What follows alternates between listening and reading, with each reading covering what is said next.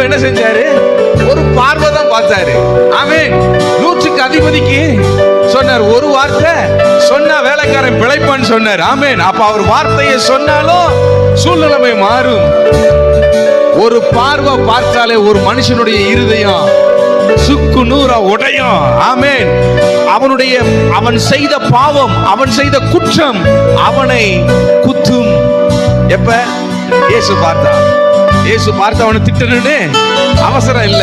இயேசு பார்த்து அவனை முறைக்கணும்னு அவசரம் இல்ல.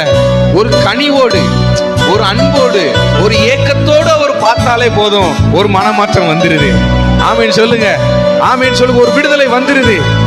ஒருவேளை இயேசுவின் பார்வைக்கு பேதுரு தப்பியிருப்பான் என்று சொன்னால், அவன் பேர் என்ன? யூதாஸ். யூதாஸ் நிலைமை தான் யாருக்கும் வந்திருக்கும்? பேதுருவுக்கும் வந்திருக்கும். ஆனா யூதாஸ் நிலைமை